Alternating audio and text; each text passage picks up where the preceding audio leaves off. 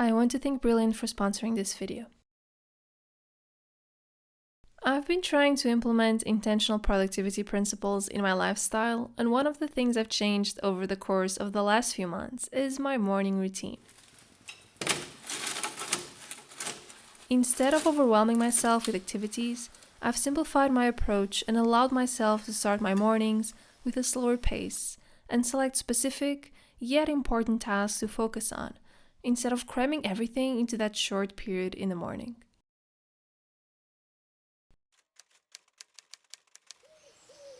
It really doesn't matter at what exact time you wake up, as long as you find the time that works for you and your energy levels. Waking up at 5 a.m. doesn't need to be glorified. Everyone has a different schedule, and an optimal energy time, and a different routine, and it even depends on when the sun rises where you live, as well as other factors.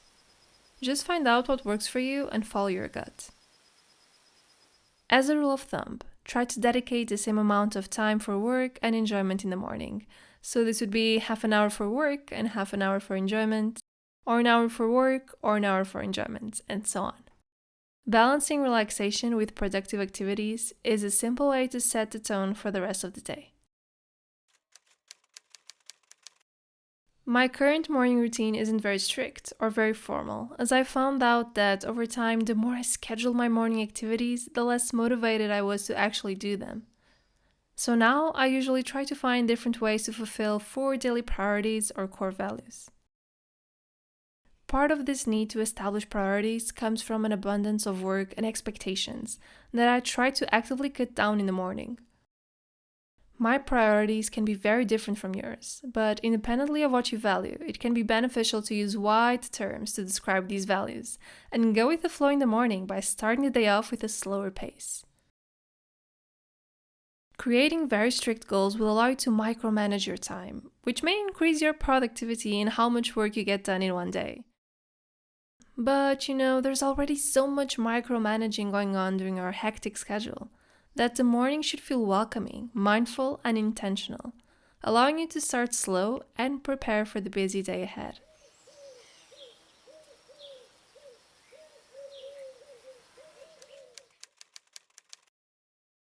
As part of my learning priority, I pick one activity each morning that is meaningful to me, and I deeply focus on that activity. This varies from day to day, and it can be something like a long reading session, practicing the piano, doing a bit of work if I feel inspired to do so, or simply play a video game I've been enjoying lately. I make an effort to select only one of those activities every single day, and really delve into it intentionally, instead of hopping from hobby to hobby. This is part of my multiple morning routine concept, which I've mentioned in a different video.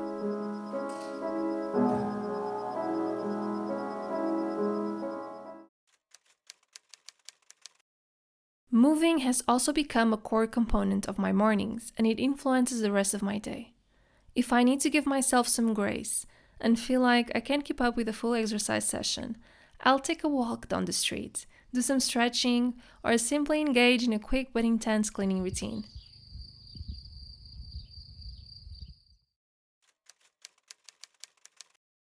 For me, there's also no better way to slow down than valuing the time I spend at the breakfast table.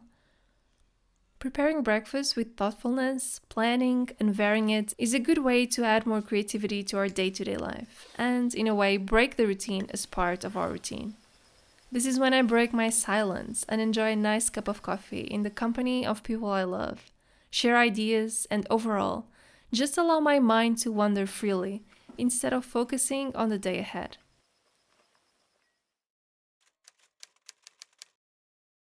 Finally, I like to take care of myself and my family, so another component of my morning is about making sure that the environment that surrounds me is ready for the day.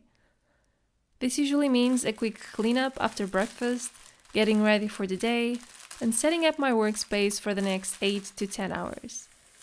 Any lunch preparations are usually made during this time as well, and if there is a button that needs to be sewn, something that needs to be decluttered, or laundry that needs to be made, this is the part of my morning dedicated to caring, in general, for the things and the people that give me joy.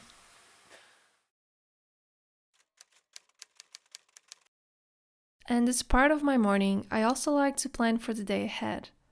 If you feel very overwhelmed with the amount of work that you have, I encourage you to select only 3 main tasks to tackle during the day. It's also advisable to pick 3 tasks that are different in level of effort and difficulty.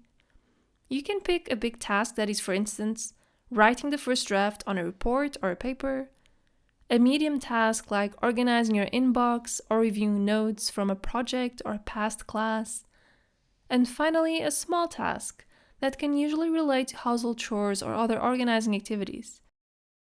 This variable level of effort does wonders for your motivation and guarantees that you're dividing your attention between different areas of your life very wisely.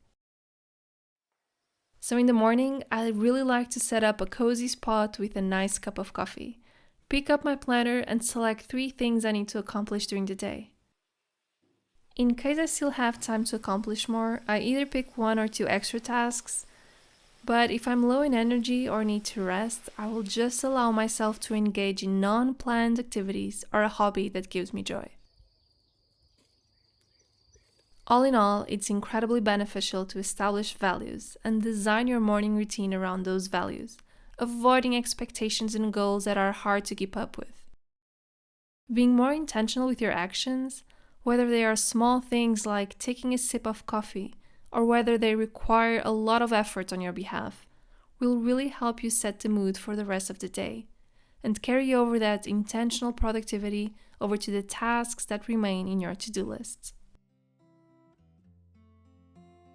One of my main goals is also to expand knowledge on a bunch of different subjects I felt very uncomfortable with, like science, maths, and statistics, but I was finding it a bit hard to just get a bunch of textbooks and start learning from zero.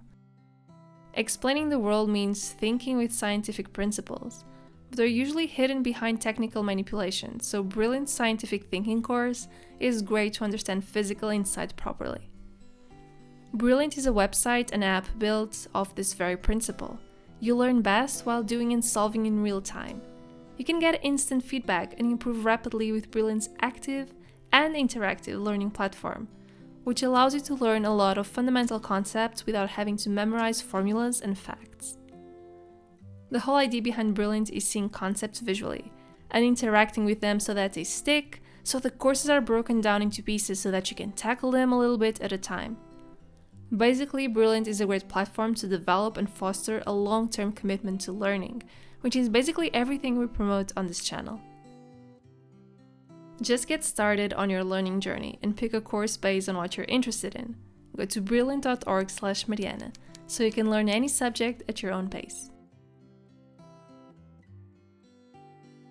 I really hope you've enjoyed today's video and I'll see you next week.